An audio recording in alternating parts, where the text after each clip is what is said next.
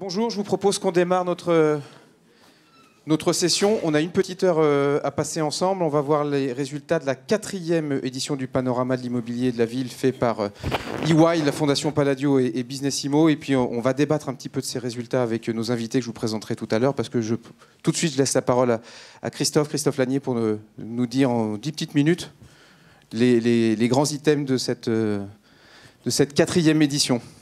Merci Gaël, bonjour à toutes et à tous. Alors effectivement, j'ai une mission en 10 minutes top chrono de vous présenter les résultats de la 4e édition du Panorama de l'immobilier de la ville. Alors c'est une aventure qu'on a commencée il y a 4 ans avec la Fondation Palladio et Businessimo, une aventure assez passionnante qui est partie de plusieurs constats communs, notamment le constat qu'il n'existait pas d'études en France offrant une vision à 360 degrés de la filière de l'immobilier de la ville, de son poids économique, de ses perspectives d'évolution, de ses défis vus par les dirigeants, ces dirigeants publics, ces dirigeants privés pour aujourd'hui et pour demain. Et de ce constat est né un projet collectif assez unique qu'on a construit au fil des semaines, au fil des mois, au cours des 4 dernières années, qui associe, implique, embarque 32 organisations et fédérations professionnelles de l'immobilier de la ville en France, qui interroge tous les ans 1 millier de dirigeants de tous les secteurs d'activité de la filière, qui donne lui aussi à une 50aine d'entretiens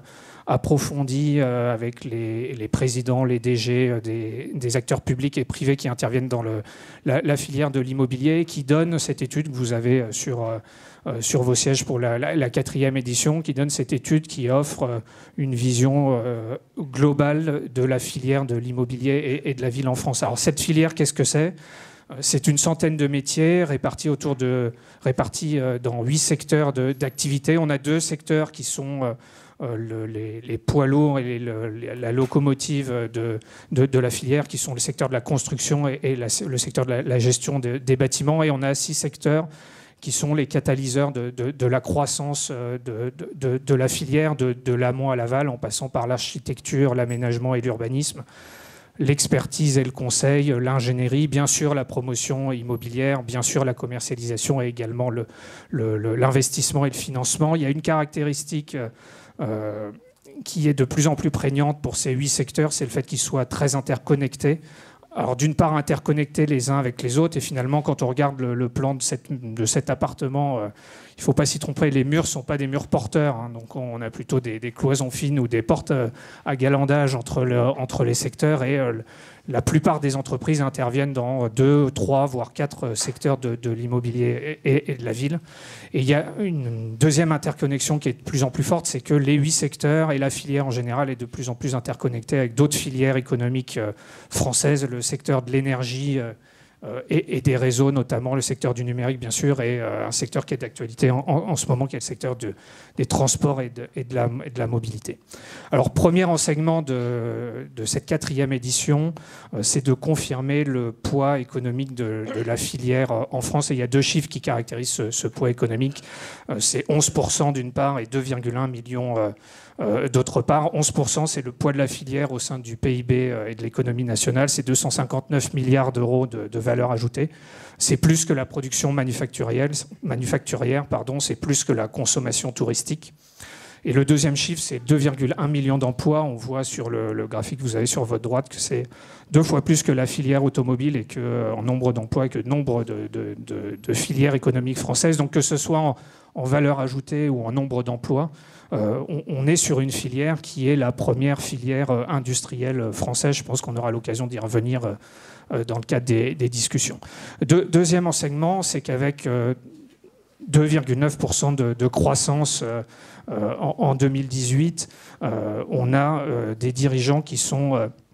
on a une activité qui est soutenue et des dirigeants qui sont optimistes pour l'avenir. On a plus de 8 dirigeants sur 10 qui se déclarent optimistes sur les perspectives économiques de la filière, bien sûr avec quelques bémols liés à très court terme à l'impact des élections municipales de l'année prochaine, bien sûr en tenant compte de la hausse des coûts de construction dans les bilans de promotion et d'autres facteurs, mais bien évidemment le moral des dirigeants est positif. Et ça se traduit dans les intentions de recrutement, puisqu'on a là encore quasiment 8 dirigeants sur 10 qui a l'intention de recruter dans les 3 prochaines années, avec un petit bémol cependant, c'est que ces intentions de recrutement sont en légère diminution par rapport à l'enquête de l'année dernière, moins 5 points, qui s'explique notamment par les difficultés de recrutement que rencontrent la plupart des professionnels, mais on est sur des seuils très hauts d'intention de recrutement et qui confirment le relatif optimisme des dirigeants de la filière.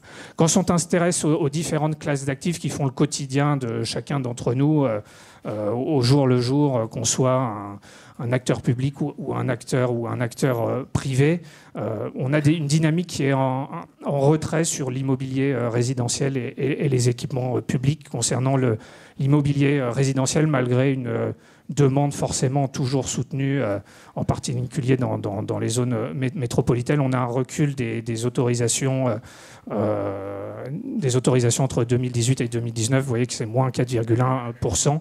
On a un léger recul aussi concernant les équipements publics, alors qui est moindre et qui s'explique en particulier par l'impact des échéances municipales qui approchent et aussi par les contraintes budgétaires de plus en plus fortes qui pèsent sur les collectivités. Concernant l'immobilier d'entreprise, on a une dynamique qui est plus positive, notamment sur le marché de bureaux. On voit bien qu'à la fois en Île-de-France et dans les grandes métropoles, la dynamique est très soutenue, en particulier tirée par les nouveaux modes de travail et les nouveaux usages. Et on a un destin un peu croisé en ce moment entre le secteur du commerce et le secteur de la logistique. Vous avez les chiffres sous les yeux, en particulier liés à la montée en puissance toujours continue du e-commerce. Et puis on souhaitait aussi parler du foncier. Alors bien évidemment, le foncier, ce n'est pas une classe d'actifs considérée comme telle. Pourtant, c'est une ressource rare. C'est là où commencent tous les projets. Et il y a une contradiction, en tout cas une légère contradiction aujourd'hui dans le quotidien des professionnels de la filière sur le foncier, puisque d'autre part, bien sûr, il faut lutter contre l'artificialisation et l'extension urbaine, avoir une politique harmonieuse de gestion du foncier. Bien évidemment, c'est un enjeu majeur et compris par tous d'un point de vue environnemental. Mais d'autre part, il faut continuer à produire plus vite. Et donc, il y a parfois, dans le quotidien des projets, je ne sais pas si c'est une contradiction, en tout cas une difficulté, qui est de se dire qu'il faut à la fois faire plus et plus vite et en même temps intégrer un jeu de contraintes qui est toujours de plus en plus important.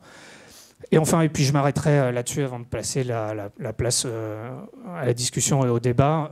Cette année, les dirigeants ont exprimé les défis de leurs organisations autour de 4 principaux défis. Le premier, c'est celui de la relation au client, et avec un constat qui est que le client est partout.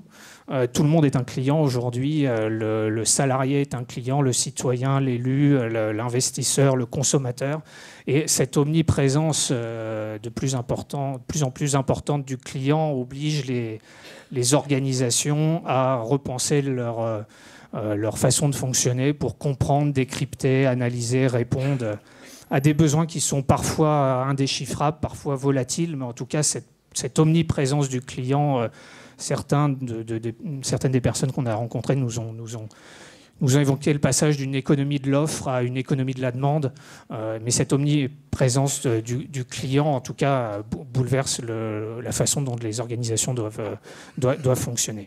Il y a un deuxième défi qui a été unanimement cité cette année, c'est bien évidemment le défi climatique. Alors bien évidemment, c'est un sujet qui existe depuis un certain nombre d'années dans le quotidien des professionnels, mais la perception 2019 qu'on peut avoir chez EY de ce défi, c'est qu'on est vraiment sur une année charnière sur la perception du défi par les dirigeants. On voit bien que toutes les entreprises leaders dans chacun des 8 secteurs ont placé ce sujet au cœur de leur projet de transformation, de leur projet d'entreprise en matière d'investissement, d'innovation, d'expérimentation.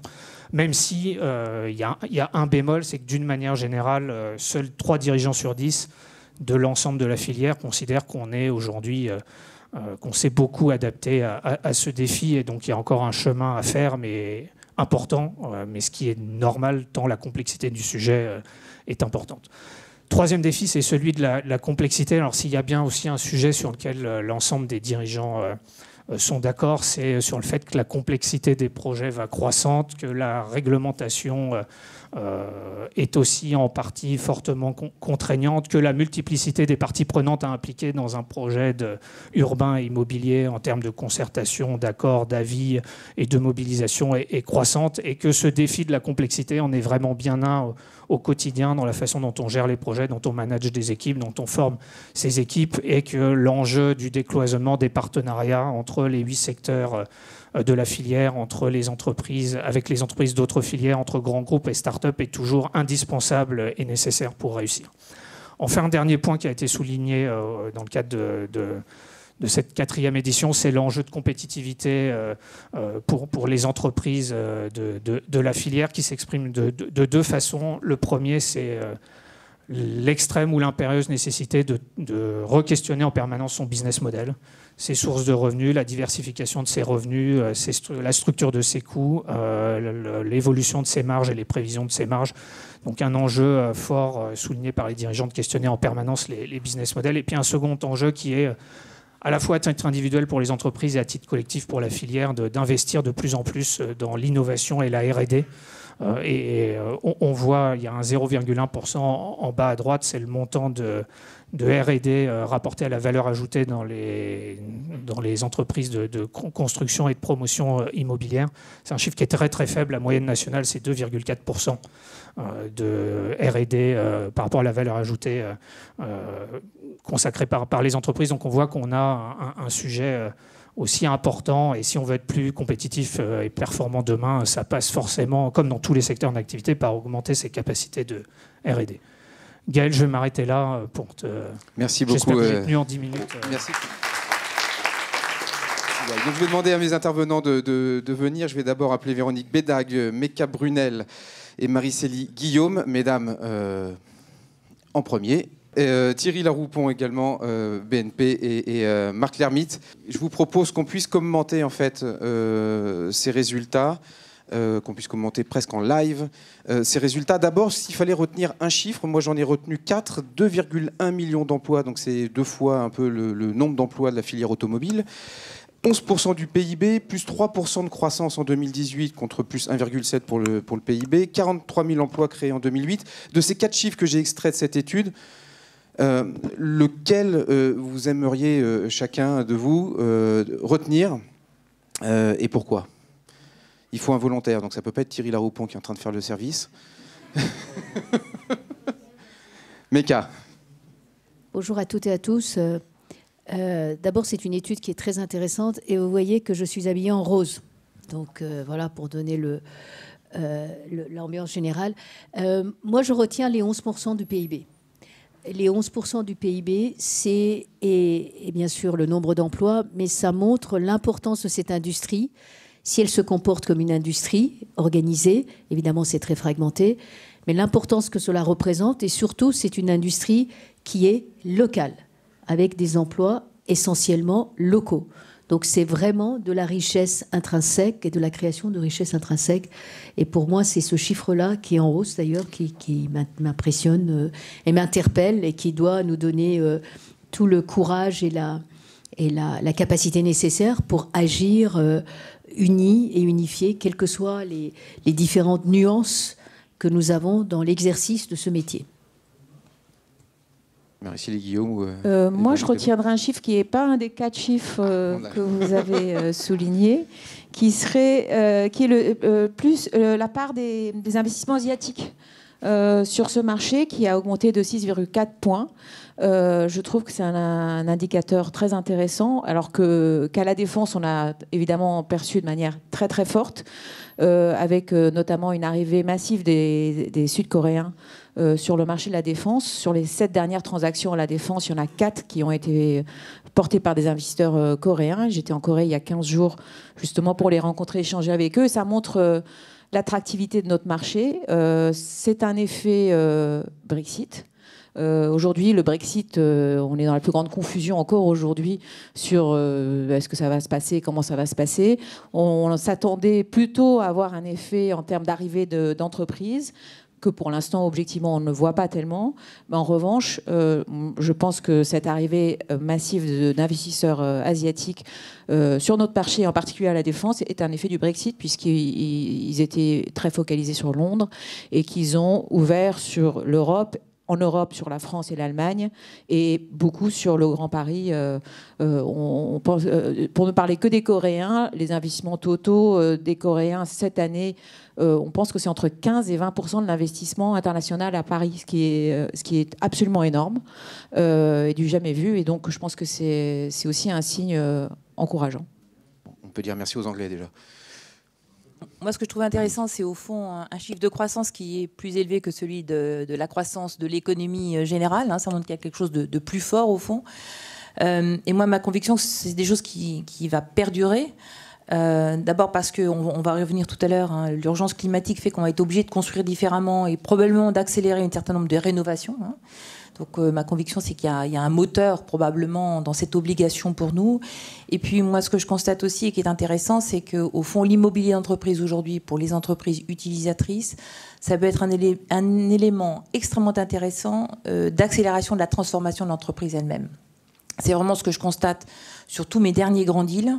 Les derniers grands deals, c'est vraiment des entreprises utilisatrices qui se disent, au fond, j'ai le problème je sais pas, j'ai l'opportunité au problème du digital, j'ai l'obligation climat, j'ai des jeunes qui cherchent des choses différemment et j'ai des talents à attirer. Et au fond, mon immobilier, ça doit dire ce que je suis, ça doit attirer les talents et ça doit contribuer accélérer la transformation de l'entreprise. Donc je pense qu'il y a un moteur au fond dans notre métier aujourd'hui très très fort de développement. Thierry, Marc, sur un chiffre à retenir? Moi je retiendrai les 2,1 millions parce que c'est la première fois que notre profession a enfin cette capacité d'agréger des chiffres qui étaient très disparates, parce que la richesse de notre profession, c'est sa diversité, l'étude l'a montré, mais c'était aussi son incapacité à fédérer ces chiffres pour montrer son poids économique relatif. Et ça, c'est la première fois que ça a lieu, donc merci Wai, merci Palladio, d'avoir eu cette capacité de faire en sorte qu'on puisse fédérer ce que nous représentons. Comme toi, je pense que ça n'est que le début, puisque, on l'a vu, 87 ou 88% de nos entreprises vont continuer à embaucher, sous le poids positif de la RSE, sous le poids positif d'une démarche inclusive. Et l'autre élément qui me semble très important pour ces emplois, c'est que ce sont des emplois extraordinairement diversifiés, extrêmement qualifiants, extrêmement inclusifs et absolument pas délocalisables. Et comme on a un vrai enjeu qui est non seulement des grandes villes et des métropoles, mais également des territoires et des petites villes, je vois là quelque chose qui participe au dialogue social qui nous ferait du bien dans ce pays. Ça, c'est un message optimiste. Marc? Moi, je ne suis pas en rose, mais j'ai une petite écharpe à pois, que j'espère vous trouver jolie aussi. Mais elle est un peu sombre. Pourquoi? Parce que c'est pour faire un peu de contraste dans ce débat. C'était passionnant d'aider l'équipe autant que faire se peut à sortir ce 4e bébé avec vous tous. Donc merci à nouveau, merci à l'équipe, mais merci à vous. Le chiffre que je retiens, c'est plutôt en demi-teinte, c'est le -5. -5, et Christophe l'a dit tout à l'heure, l'année dernière, vous étiez 83% à envisager des recrutements, et cette année, vous n'êtes plus que 78%. Parce que au mur des recrutements, de l'attractivité des métiers, de la connaissance des métiers, cette filière fait gros. On est la première filière industrielle en France, mais elle ne fait pas suffisamment ensemble. Elle doit, sur les années, sous l'égide de Palladio notamment, continuer à mieux expliquer ce qu'elle fait de bien, de beau, ensemble, comment elle innove, comment, Thierry l'a dit, comment elle est aussi dans les enjeux du moment. C'est l'année du passage à l'acte, c'est pas seulement une année de plus sur la RSE, l'environnement. Donc ce -5, moi, il ne m'inquiète pas, mais il doit nous dire que le chemin est encore long pour continuer à éclairer les métiers, le recrutement. 43 000 emplois nets, c'est considérable, mais le potentiel était plutôt à 65 000 – 70 000. Dans un pays qui a quand même encore un petit problème d'emploi, ce delta de 20-25 000 emplois, 20-25 000 emplois qu'on n'a pas trouvé, nous tous ensemble, c'est le chiffre que je retiendrai, Gaël, mais je ne veux pas plomber l'ambiance. Non, on ne va pas plomber l'ambiance, ça va lancer le débat justement. Je ne sais pas si Christophe a encore sa petite zapette, mais j'aimerais bien qu'on revienne sur le moral des dirigeants, et on va justement démarrer avec l'emploi, parce que je vois que Meka a envie de répondre. 78% des dirigeants envisagent de recruter dans les 3 ans. Je voudrais savoir si c'est le cas pour vos entreprises.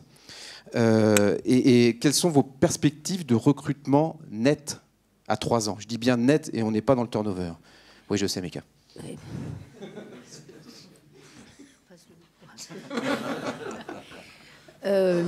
C'est une très très bonne question. Merci Gaëlle de me la poser. Ça me donne le temps de réfléchir. Non, je vais revenir sur le moins 5, peu importe, moins 5, moins 6. Le vrai sujet sur l'emploi, c'est tout à fait exact. C'est que, en vérité, nos métiers sont en train de se transformer de telle manière que nous sommes aussi dans ce besoin, dans la définition du besoin exact du type d'emploi dont nous avons besoin pour demain. Et le vrai sujet que nous avons dans ce pays, je dirais que c'est pas si je puis me permettre, c'est pas ces chiffres-là, c'est le fait qu'on a encore un chômage élevé. Ça veut dire quand même qu'on a, par rapport à d'autres pays, si vous regardez l'Allemagne est à 3,5, l'Angleterre aussi, on a ce pourcentage, on est à peu près au double, on est même un peu plus que le double, on est à 8,4. Eh bien, ce décalage montre que nous avons un chômage de masse qui n'est pas du tout adapté aux besoins et aux formations. Et nous avons un vrai besoin de filières, pas simplement dans notre métier, dans toutes les filières. Et puis les transformations sont telles que nous avons besoin de définir quels sont les emplois dont on a réellement besoin. Par exemple, il y a 2 ans, 3 ans, on disait il nous faut des data scientists. Mais au bout d'un certain temps, mais pourquoi faire ? Pourquoi chercher quoi, etc. On a quand même beaucoup de réflexions et d'interrogations. La bonne nouvelle, c'est qu'on continue à réfléchir et à nous interroger. La mauvaise nouvelle, c'est qu'on ne sait pas forcément toujours où chercher et comment chercher. Et le vrai sujet, c'est comment on va trouver les formations. À ce sujet, d'ailleurs, toute la loi sur la formation professionnelle est très positive, mais il faut le temps que les filières se mettent en place, qu'on puisse définir les programmes, etc. Et je crois que c'est cette inadéquation qui, en tout cas de mon point de vue, crée des sujets. Nous sommes en pleine transformation de l'ensemble de nos métiers. Je parle pour Gessina, pour les foncières, parce qu'à partir du moment où vous digitalisez, donc vous enlevez des tâches administratives répétitives, mais vous n'enlevez pas la partie valeur ajoutée. Moi, je n'aime pas le mot intelligence artificielle collée ensemble. Pour moi, l'intelligence n'est que naturelle. Et l'humain, dans tout ça, il faut le former à utiliser tous ces outils, mais à en tirer les bonnes conclusions et de quelle manière. Et notamment tout ce qu'on a dit sur l'intégration, l'inclusion de l'ensemble des métiers, des services, des visions, le côté complètement holistique de nos métiers qui se transforment, on n'est plus en silo, eh bien, nécessite une transformation, y compris de la réflexion et des métiers de RH. Mais juste à l'échelle de Gessina, les profils que tu recherches aujourd'hui à l'instant T, on oublie ma question sur les 3 ans. Nous cherchons énormément dans tout ce qui est... Alors, on cherche toujours à remplacer dans les emplois administratifs, mais on cherche dans la partie recherche, innovation et RSE, enfin les compétences là-dedans. Dans la partie technique, vraiment, le manque de formation des ingénieurs et des techniciens, c'est une réalité dans tous les métiers, y compris dans les nôtres. Et nous cherchons également dans tout ce qui est métier de service. Vraiment, cette transformation de métier de service.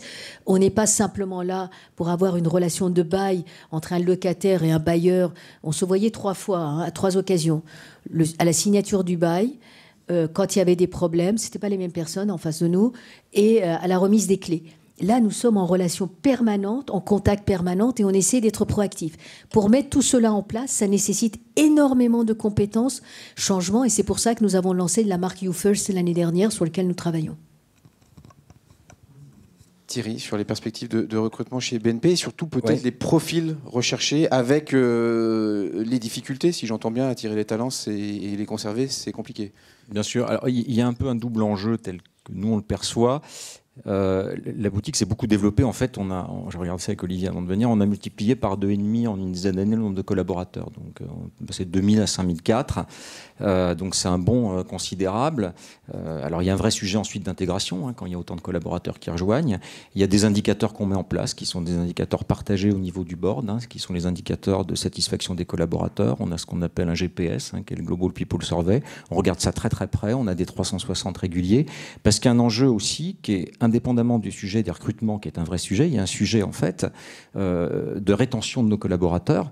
Et dans le cadre des plans de transformation qu'on est tous en train de conduire, c'est un véritable enjeu, parce que aller recruter, c'est bien, mais si au bout de 2-3 ans, vous n'avez pas démontré la capacité que vous avez à les former, à rester sexy auprès des collaborateurs, dans des pays comme l'Allemagne où vous êtes au plein emploi, c'est un véritable enjeu, ça. C'est un enjeu de transformation et d'accompagner ceux qui sont dans la boutique et qui doivent avoir le sentiment d'être encore à la mode, d'être encore dans le coup. Parce que s'ils ont le sentiment qu'on met en place une culture du jeunisme et que le recrutement, c'est forcément mieux que d'améliorer l'existant, alors là, on a raté une partie du dialogue avec eux. Donc ça, c'est un véritable enjeu.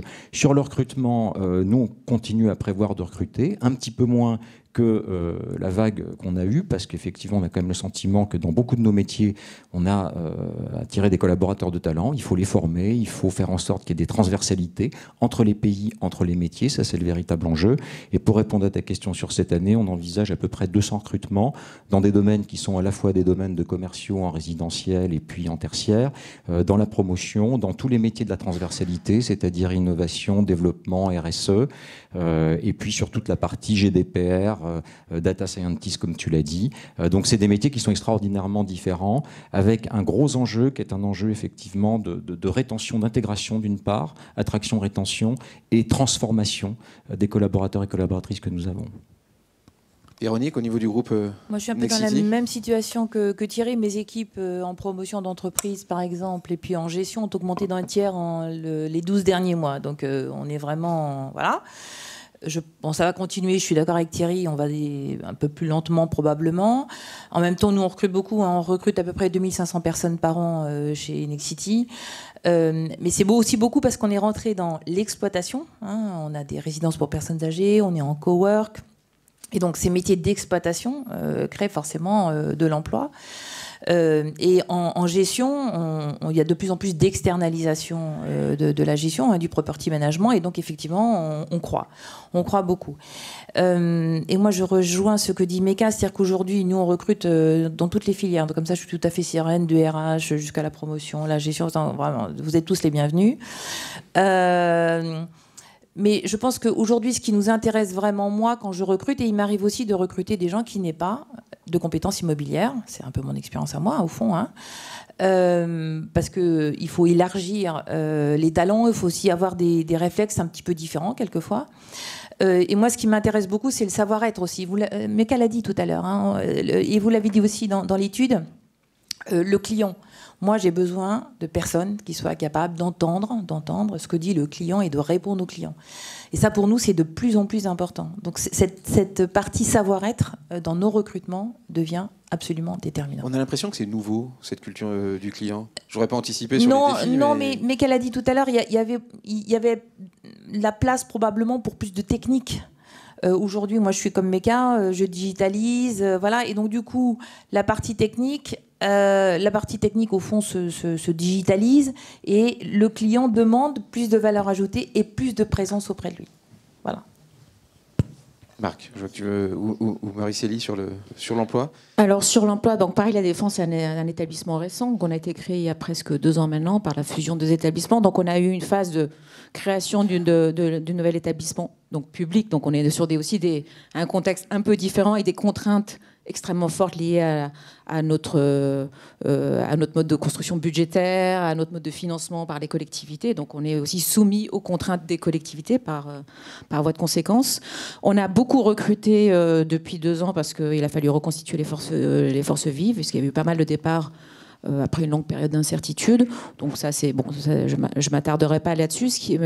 Mais par contre, je rejoindrai, on a tout à fait les mêmes enjeux que les entreprises privées en termes d'attractivité, en termes aussi de transformation de la culture d'entreprise. La notion de client, pour un établissement public, c'est quelque chose qui est assez... on va dire nouveau aussi. Nous, on parle de nos clients, que ce soit les investisseurs, les utilisateurs, les salariés, les habitants sont nos clients, c'est pas des utilisateurs ou des usagers.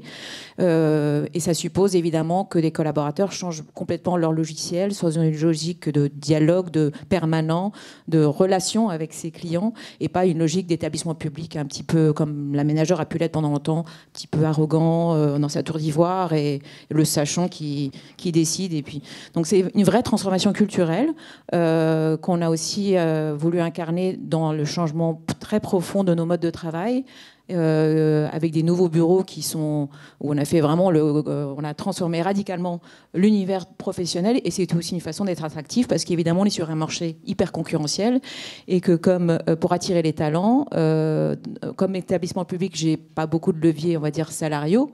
quand je suis en concurrence avec mes voisins.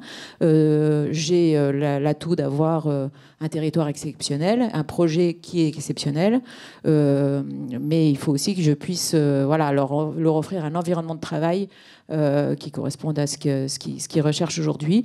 J'ai un établissement public qui a une palette d'interventions très très large, puisqu'on fait de la gestion, on conçoit les espaces publics, on les aménage, on les réalise et ensuite on les exploite et on les anime. Donc par rapport à d'autres aménageurs qui sont monofonctions, nous on a plein de métiers différents et je recrute dans tous ces métiers-là et j'ai des difficultés de recrutement dans tous les métiers, que ce soit dans les métiers techniques parce qu'il y a la SGP nous a mis un bazar dans le recrutement parce que après des années où ils n'avaient pas le droit de recruter, aujourd'hui ils ont ouvert 400 postes donc il n'y a plus d'ingénieurs là. Et donc évidemment ça crée un peu de tension sur le marché. Donc sur ces métiers-là c'est compliqué à trouver. Mais j'ai aussi par exemple j'ai mis presque 2 ans à trouver un électricien spécialiste courant faible. Donc c'est des métiers aussi comme ça. C'est ce que disait Meka. On a aujourd'hui un vrai problème d'inadaptation du marché de l'emploi avec des besoins qu'on n'arrive pas à satisfaire. On n'arrive pas à trouver des profils sur des métiers qui sont quand même des métiers d'ouvriers de maintenance. Voilà. Donc moi j'ai des comptables publics pour les marchés publics, des juristes. J'ai beaucoup de difficultés à trouver des bons profils. Sur tous ces métiers-là et des bons profils qui sont aussi capables d'être dans effectivement, le savoir-être, c'est une dimension très importante. C'est incroyable qu'on ait plus de 8% de chômage. Marc? Oui. Donc nous, on est une petite pièce de l'appartement, mais qui bouge beaucoup, qui bouge pour vous, et avec vous principalement, dans les 4 métiers de DY, l'audit, le juridique et fiscal, le conseil et la transaction. Les recrutements sont à peu près partout. Je comptais, je regarde Jean-Philippe, tu ne m'auditeras pas là-dessus, 800-900 recrutements dans les 3 ans qui viennent, sur une équipe qui aujourd'hui fait probablement 600-700 personnes. Et je dirais dans 2 horizons de practices qui sont très liées, mais que je voudrais souligner aujourd'hui. Celle qui justement fait du vrai analytique, de la data science, c'est comme ça que vous l'avez appelé, sur les opérations, les finances et le client. Voilà, c'est au sein de notre lab Wavespace qui vous est ouvert. On a des vrais pilotes, des vraies expérimentations, mais des réalités, des réalisations sur l'immobilier qui sont assez impressionnantes. Et c'est là qu'on a besoin de plus de data scientists, de gens qui font parler le chiffre, vont le chercher, vont l'exploiter, vont l'analyser, le vérifier, mais le font parler aussi, et de manière aussi humaine que possible. Et deuxième endroit où on a besoin, et une partie de cette très belle équipe est dans la salle, on a besoin de compétences qui savent lier le privé et le public. La ville, cette industrie, c'est l'industrie de la ville. Ça demande une compréhension de tous les mécanismes économiques, financiers, parfois extrêmement exigeants et durs.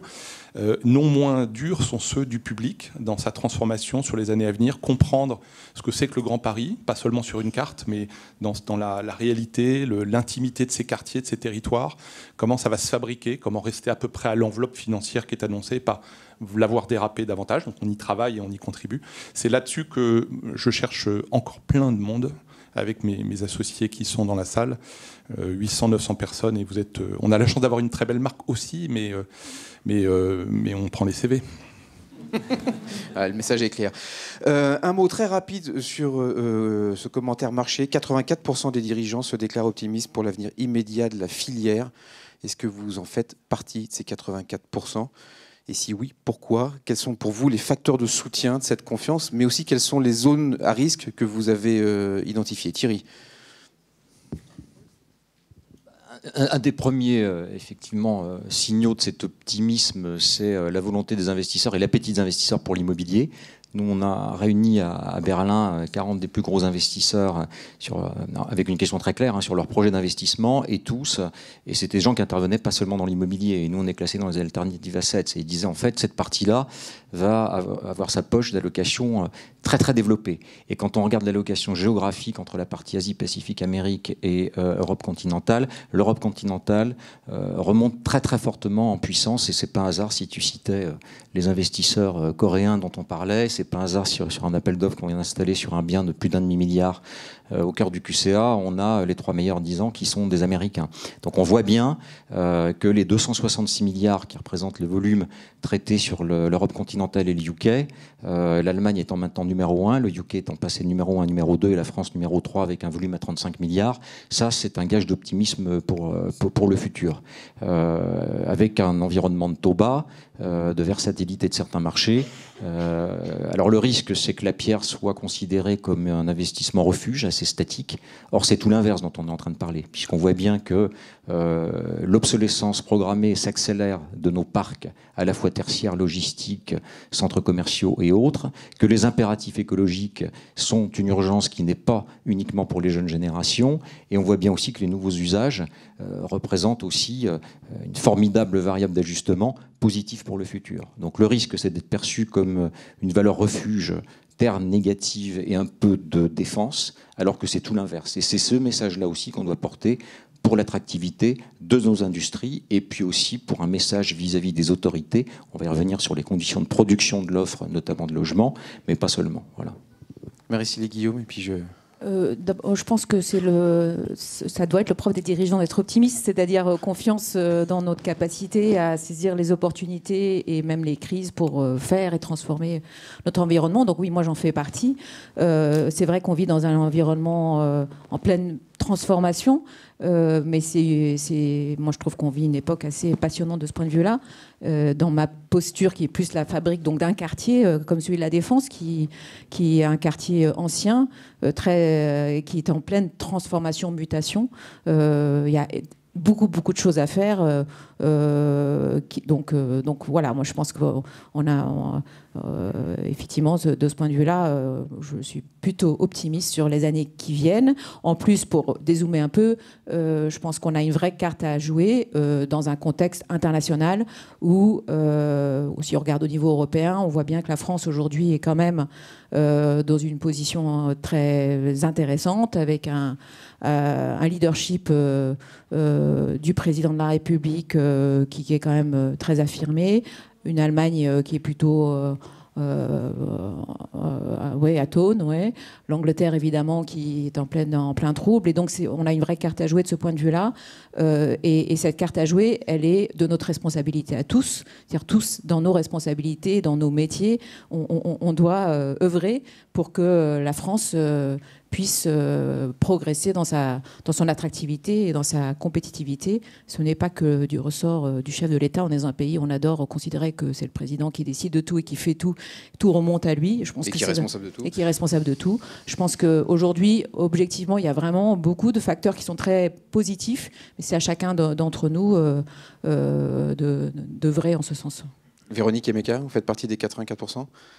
Véronique. Moi, oui, en promotion, exactement pour les mêmes raisons que ce qu'a dit Thierry, mais moi, je suis encore plus optimiste parce que dans mes métiers de gestion ou d'exploitation, en fait, j'ai un marché qui s'étend.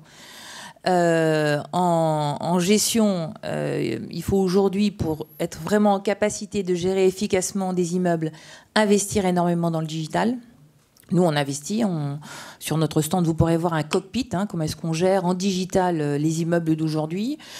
Beaucoup ne peuvent pas le faire. Et du coup, il y a une tentation d'externaliser la gestion, en particulier les parcs publics, très clairement. Donc nous, on est prêts, évidemment, à relever ce défi-là. Et en exploitation, évidemment, nous, on est dans le cowork, et le cowork s'étend. Et puis, on voit bien aussi que nous, quelquefois, quand on rentre dans un immeuble en cowork, à la fin du jour, on nous dit finalement, vous êtes sur 2 étages, est-ce que vous ne pouvez pas me gérer l'ensemble de l'immeuble, me le prendre en exploitation? Et je pense que ça, on l'aura de plus en plus. Donc moi, je suis face à des marchés qui, au fond, s'agrandissent. Et comme j'espère en plus gagner des parts de marché, je suis extrêmement optimiste, Gaëlle. Becca. Je fais partie des 84%. Les raisons ont été invoquées. Je dirais, comme je disais tout à l'heure, c'est un métier local avec des capitaux étrangers. C'est un métier qui, en France, est très professionnel, je vous assure, par rapport à d'autres pays qui font des progrès. Nous, quand même, on a une qualité de professionnalisation qui a augmenté tous les ans. Je voudrais ici saluer le travail qui est fait depuis 2008 par la Fondation Palladio, qui, pendant la crise, a été créée pour justement fédérer toute une profession autour des réflexions communes et des réflexions prospectives qu'il faut mener. Et ça, c'est toute l'énergie de Bertrand de Fouedot, de Mathieu Garot, de Thierry, qui ont contribué à le faire. Mais il faut l'indiquer. Et je pense aussi que ce qui me rend optimiste, j'étais extrêmement malheureuse pendant les 15-20 ans qu'on a passé avec le principe de précaution. Le principe de précaution, c'est qu'on reste couché et qu'on attend la mort. La mort est inscrite dans la vie, un jour ça arrive, mais au moins on n'aura pas vécu. Eh bien, j'aime bien cette période où tout est ouvert, on voit bien qu'il y a des difficultés, on voit bien qu'on n'est pas parfait, mais on a la volonté de le faire ensemble. Et ça, ce côté humain, cette envie de faire ensemble et d'avancer, et justement de se parler et de parler en tant qu'industrie, et pas simplement chacun dans son silo et derrière ses précarés, chacun défendant ses intérêts. Mais néanmoins, ce dialogue qui existe, c'est un dialogue extrêmement constructif et qui nous enrichit dans la période qui vient, de tout point de vue, surtout d'un point de vue humain, de réflexion. Vous savez, il y a quelques années de ça, vous parlez des 0,1% de R&D dans l'industrie immobilière. Et il y a encore quelques années, il n'y a pas si longtemps que ça, c'était 0,0. On commence à progresser dans nos entreprises. On n'imaginait pas qu'on aurait des équipes d'innovation R&D. Aujourd'hui, Sabine Desnaux, que je salue dans la salle, est dans ce domaine-là. La partie résidentielle, Jessina a annoncé hier qu'on va filialiser notre résidentielle justement pour pouvoir la faire croître, travailler dessus et travailler sur l'innovation.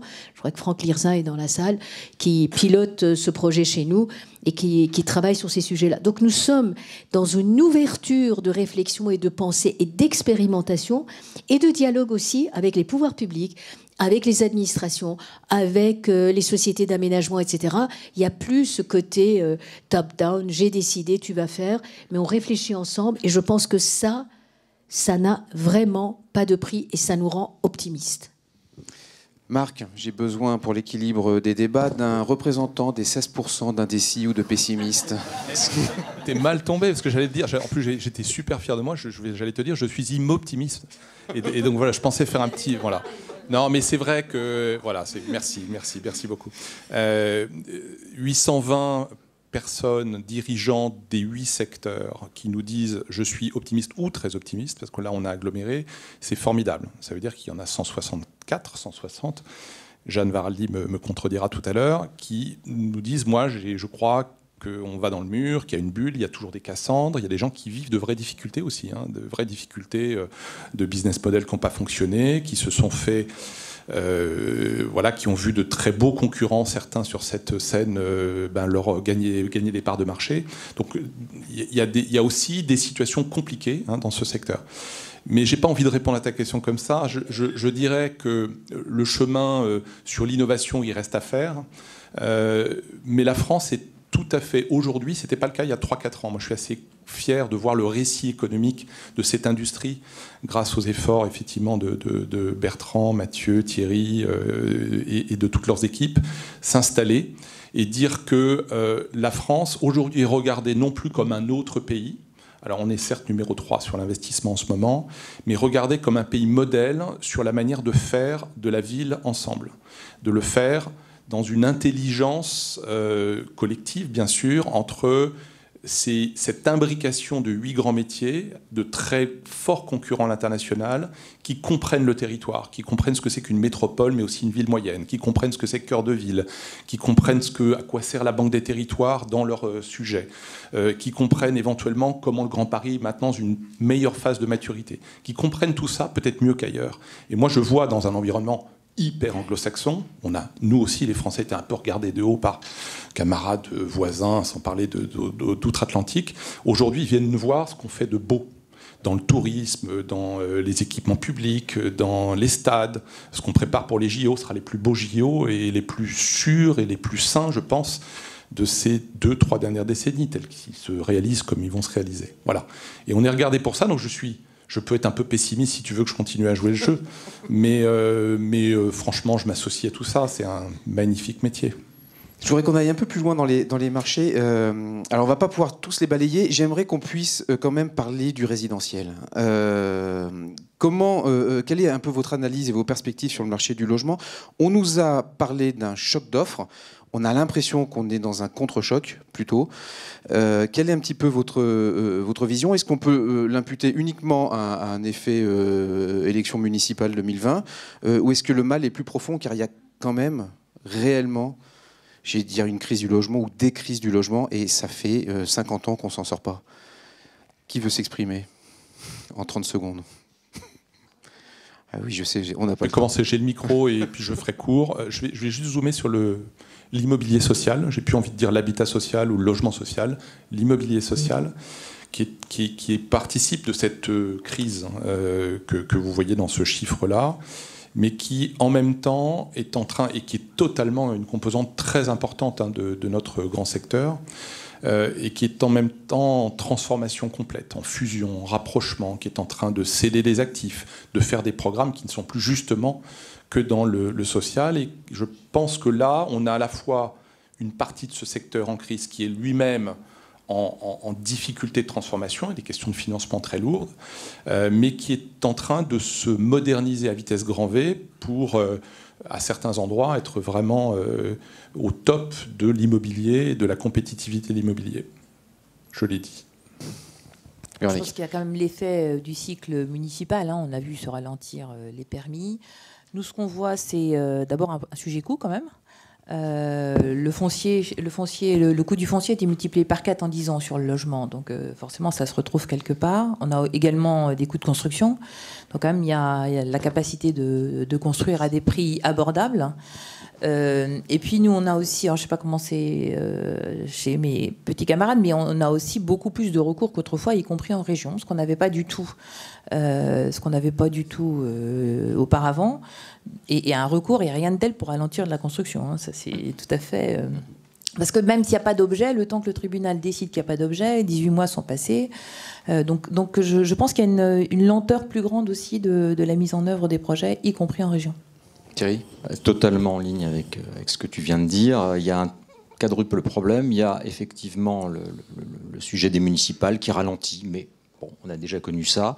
Il y a à la fois le renchérissement du foncier, sa raréfaction, ce qui fait que pour aller trouver du foncier, il faut être créatif sur une reconversion de certains sites, parce que la création, elle a ses limites. Il y a le sujet des évolutions très difficiles des PLU qui prennent énormément de temps. Et puis enfin, le quatrième sujet des recours, on regardait, on est porte-maillot, donc je vais donner un exemple très concret, même si le service de com va me disputer après. Mais bon, on est plusieurs à être dans ce cas. On a gagné une opération qui s'appelle Terne dans le cadre des magnifiques Réinventer Paris, qui était pour le coup un très bel exercice de décloisonnement de l'ensemble des métiers, de création d'écosystèmes productifs. Enfin, ça franchement, vous allez à Londres, les gens vous envient ces initiatives, que ce soit l'UMGP 1 et 2, Inventer Paris. Bref, on gagne Terne il y a 3 ans. On a 5 recours, ce qui fait que je me retrouve placé site connexe des JO en me disant on sera livré avant. Tu parles, on va pas être livré avant 2026-2027. On va porter cette opération pendant 11 ans. On l'a prévendu à un investisseur norvégien dont je ne citerai pas le nom. Ils hallucinent quand ils voient ça. Le temps de production au UK est de 4 à 5 ans. Ici, c'est x2. Donc, sur les recours, il faut mettre en place ce qu'on a dans les aéroports, un fast-track et une pénalisation ou une financiarisation des recours abusifs. Voilà. Marie-Célie, je ne sais pas si l'image de l'aéroport avec le fast-track... J'ai essayé de faire ça. Ouais, oui, je vois très bien, mais je vois très bien comment je suis resté bloqué, moi. Bref. Moi, je dézoomerai un peu aussi pour dire que il y a la crise du logement, vous avez les métropoles où on n'a pas assez de logements, et puis vous avez aussi beaucoup d'endroits en France où il y a des logements vides, et que le sujet, c'est pas simplement comment faire pour construire plus de logements, avec un État qui donne des injonctions aux élus locaux. Alors là, je prends ma casquette d'élu local puisque je suis élu des Yvelines, et que quand on a le préfet de région qui débarque en disant voilà le chiffre que vous devez produire à tel endroit sans aucune prise en compte des caractéristiques locales, des villes, de l'envie des habitants. Enfin, c'est quand même une méthode autoritaire, verticale, qui me semble assez inadaptée, pour dire le moins. Et au-delà de ça, on a un sujet qui est un sujet presque philosophique, sur la question de la métropolisation. Et en France particulièrement, qui est un pays hyper centralisé, où tout ramène en gros à Paris. On essaie de développer des métropoles régionales, mais néanmoins, c'est quand même une hyper concentration sur Paris, avec concentration des emplois, donc besoin de logement, donc besoin de transport. Et on voit bien qu'on est dans une espèce de fuite en avant. On arrive au bout d'un système ou pas ? Moi, je pense qu'on n'arrête pas de parler de décentralisation sans vraiment la faire, qu'on a quand même un réel besoin de décentralisation. Mais il y a un objectif de zéro artificialisation nette des fonciers. Là, on va renchérir la métropolisation. On va réaccélérer le phénomène de concentration et de densification dans les métropoles existantes. Est-ce qu'on n'est pas contradictoire là-dessus ? Ah, sauf si on monte. Méca et réagissez après. Méca d'abord. Ah bah si, non. Plusieurs remarques sur le résidentiel et je ne commente pas un chiffre de moins de mise en chantier de nombre de logements. D'abord, les besoins sont réels et profonds. Sauf que je pense qu'il faut qu'on réfléchisse différemment à la manière dont on conçoit les besoins. Attendez, comment on dit ? Le parcours résidentiel, qui est un vrai sujet de la vie d'une personne, en commençant à travailler, puis ayant une famille, les familles se composent, se décomposent, se recomposent, etc. Et puis jusqu'à la fin de vie et la complexité des résidences avec service. Nous avons besoin de repenser aussi, comme on l'a fait sur le bureau, on y a travaillé, les nouveaux modes de vie et ce que cela entraîne comme besoin en termes de logement. On n'y est pas encore, on est quand même très très loin de cela. Et là, nous avons besoin aussi de regarder des acteurs qui ont besoin d'être... le dernier rapport de l'IGF parle du fait qu'il faut pouvoir ouvrir la possibilité aux acteurs sociaux et casser un peu ces silos, ces cloisons, décloisonner. Les acteurs du social peuvent faire du logement privé et les acteurs, enfin, c'est la recommandation qui est faite, et que les acteurs du privé puissent faire du logement social. Je vous signale que, par exemple, chez nous, dans notre patrimoine, il n'y a pas 2 personnes qui payent le même loyer. Tout simplement, ça dépend de la date d'entrée, de l'étage, de l'orientation, de la taille du balcon, etc. Donc, on sait faire des loyers différents, les faire différemment, etc. On peut avoir des agréments, des modes de fonctionnement différents. Il faut ouvrir les cages, les murs et les fenêtres et laisser cette transversalité se faire. Nous devons repenser le projet résidentiel. Et ce que dit Marie-Célie est très vrai, c'est que nous sommes encore dans une vision très administrative des besoins, notamment des besoins en logements sociaux, par commune. Vous êtes carencé, vous n'êtes pas carencé, il faut rajouter ci, il faut enlever ça, etc. Nous ne devons plus réfléchir comme ça. Il faut avoir une vision beaucoup plus globale, beaucoup plus inclusif aussi avec l'ensemble des acteurs et regarder quels sont les besoins réels. Moi, je pense que on doit décentraliser, mais la métropolisation est une nécessité qui va avec les transports. C'est-à-dire que les gens ne veulent plus faire, en tout cas, comme je le dis depuis des années, le rêve du Desperate Housewife, faire 2 heures d'aller-retour en voiture, 30 km, on l'a vu l'année dernière d'ailleurs, et ça continue. C'est terminé. On a besoin de centralité, accès aux services, accès au travail. Regardez ces jours-ci, avec la grève des transports, ceux qui pouvaient le faire à vélo à une distance respectable l'ont fait facilement. Ceux qui devaient faire de la voiture, c'est même pas une question de distance, c'est qu'ils ne pouvaient pas avancer du tout. Donc on a besoin de repenser ce sujet du résidentiel et sortir de ces silos et considérer que cette mixité d'usage et d'existence est nécessaire, surtout que le coût de tout un tas de mesures, c'est 4 milliards d'euros par an, et peut-être que ces 4 milliards d'euros pourraient être utilisés de bien meilleure façon au bénéfice de l'ensemble des utilisateurs finaux et de la profession qui pourrait être force de proposition. Donc passer plus par les usages que par une simple comme question pour le de production. bureau, comme pour le bureau. Oui. Eh ben, ça va être pas facile à passer le message. Je vais conclure parce qu'il nous reste 4 minutes. Non, je ne veux pas jouer le pessimiste, j'essaye de faire les 16% un peu pessimistes. Sur les défis, 1 minute chacun. Il y a 4 défis, les 4 C, citoyen, client, complexité, compétitivité, climat. Chacun de vous, si vous en retenez un et un seul, lequel pour vous est la priorité absolue et les actions que vous mettez en œuvre. Vous avez 1 minute. Allez, Marie-Célie. Compétitivité. Je suis un établissement public et donc c'est pas forcément non plus totalement traditionnel, mais c'est un enjeu hyper important pour nous. On est en train de changer notre business model qui était établi depuis très longtemps sur la simple vente de droits à construire. C'est assez facile de comprendre que les droits à construire, une fois qu'ils sont vendus, ils sont plus à vendre et qu'il y a un moment donné où la ressource s'épuise. Donc on est en train vraiment de travailler sur notre business model avec on crée en ce moment une filiale de développement en propre pour faire notamment du commerce, le porter nous-mêmes, le développer, en rester propriétaire et l'exploiter, pour nous générer de la recette récurrente et pour aussi avoir une meilleure maîtrise de ce qui se passe sur notre territoire en matière de développement commercial. Donc c'est un enjeu très important, mais dans lequel les autres sujets rentrent en fait dans celui-là, donc il est assez chapeau. Très bien, merci. Meka.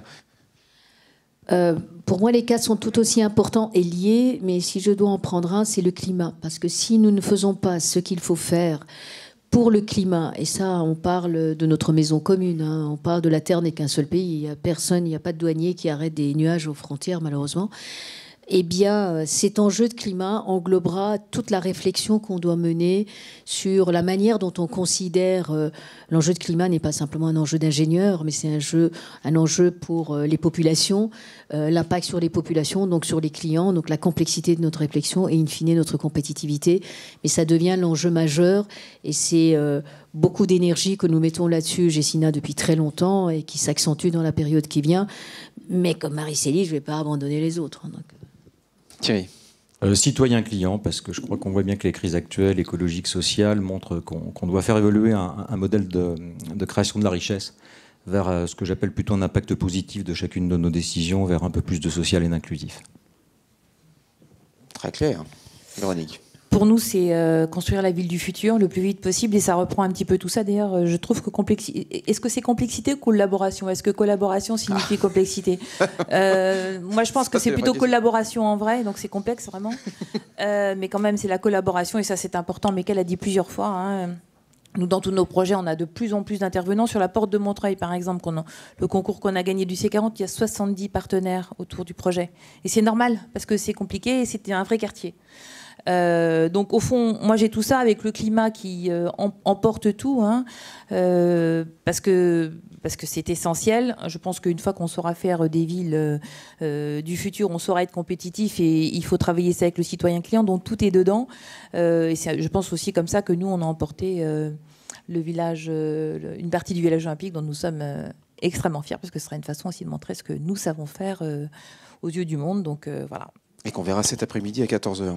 Je sais parce que j'anime la conférence. Marc. On y sera. Moi, l'enjeu, puisque chacun a pris une dimension, je veux dire que l'enjeu, c'est de faire tout ensemble. Évidemment, vous avez compris, parce que c'était un peu notre fil rouge, c'est que la connexion est complète, parce que 2/3 de la population nous demande de passer à l'acte, dans l'immobilier, dans l'urbain, de passer à l'acte climatique. Parce qu'on ne peut pas ne pas le faire ensemble. Il faut que cette filière, cette industrie, si elle se veut industrie et première française, elle doit montrer aussi l'exemple sur les collaborations. Je crois, Véronique, vous avez raison, le C pourrait être collaboration, et notamment sur des questions d'innovation collective. La R&D, l'innovation, on l'a fait chacun dans nos... Voilà, ce 0,1%, il ne montre pas la richesse des innovations. Les actes d'innovation, mais on parle de projets de R&D ensemble, à l'échelle d'une industrie. Je pense que passer de 0,1 à quelque chose qui se rapproche de la moyenne française montrerait que la France peut être aussi très exemplaire sur ces questions importantes au niveau mondial. Merci beaucoup. Avant de laisser le mot de la fin à Bertrand de Fédot, je voulais d'abord remercier l'ensemble du panel d'avoir été aussi clair, et je pense qu'on peut les applaudir, et aussi précis. Je félicite les 2 nouveaux vice-présidents de la Fondation Palladio, que sont Meka Brunel et Thierry Laroupon. Mais je laisse quand même la parole de la fin au patron, au président, Bertrand de Fédot. Merci Gaël. Moi, je peux vous dire que je suis impressionné par la qualité de ce débat. Ceux qui travaillent avec moi savent combien je suis exigeant dans le travail. Et je pense qu'il y a peu d'industries qui aujourd'hui sont capables de produire un débat de cette qualité. Alors ça tient à la qualité du panel, bien sûr, ça va sans dire, et de son animateur. Mais ça tient aussi à la qualité du travail qui est fourni. on raisonne bien sur un travail bien fait. Moi, je retiendrai deux choses importantes de tout ce qu'on a entendu. Tout est important. La première, c'est que nous voyons sous nos yeux naître une industrie. Ce n'est pas une fiction. Ce n'est pas un artifice. Je crois que la manière dont on a articulé la lecture de ces métiers, leur imbrication, fait que ce qui est sous nos yeux, c'est véritablement un mécanisme industriel. Je dois vous dire aussi que nous n'avons pas cherché à grossir les chiffres. Ce 11% n'est pas une construction pour faire gros. Si vous regardez en détail, vous lirez hein, le périmètre, on n'a pas les travaux publics, on n'a pas les infrastructures là-dedans. C'est vraiment tout ce qui concourt à la mise à disposition des immeubles dans la ville et des services dans la ville. Et donc, ça c'est un point très important, je crois que tout le monde n'en est pas conscient. Nous assistons à la naissance d'une industrie nouvelle qui va être complètement motrice dans l'activité économique du XXIe siècle. Mais ce qui est peut-être encore plus important et qui est caché derrière cela, c'est la responsabilité sociétale de cette industrie. Et je crois que c'est ressorti tout le temps. C'est-à-dire que nous avons, par rapport aux problèmes qui sont devant nous, non seulement une responsabilité économique, mais une responsabilité sociétale définitive. Et ce qui me réjouit personnellement, c'est de voir comment les responsables de cette industrie qui se sont exprimés ce matin intègrent complètement cette notion d'intérêt général qui fait partie de nos métiers au même titre que le poids économique. Et vous voyez, quand on regarde les motivations de ceux qui entrent dans la vie professionnelle, ce qui me frappe, c'est toujours la recherche de sens. La plupart de ceux qui aujourd'hui cherchent du travail, non seulement ils cherchent un job intéressant, ils cherchent une rémunération intéressante, ils cherchent un style de vie intéressant, mais ils cherchent à donner un sens à leur travail. Et je pense que l'industrie de la ville qui est en train de naître sous nos yeux, elle est capable à la fois d'offrir des développements économiques considérables, et si on l'a réussi, la France aura un avantage compétitif important, mais surtout, elle permet d'intégrer la notion de l'intérêt général qui est décisive pour l'avenir de nos villes. Voilà, c'est ce qu'on essaie de faire. Je crois que c'est ce que porte cette étude. C'est très encourageant. Vous voyez, nous lisons dans l'état actuel des choses, dans la presse, cette vision que je trouve effroyable. C'était mieux hier. C'était mieux hier. Cette peur de l'avenir. Eh bien, je crois qu'en conjuguant la puissance économique, l'interaction des activités, le développement de la recherche fondamentale appliquée à la ville et la prise en considération constante de l'intérêt général, eh bien, ce sera mieux demain.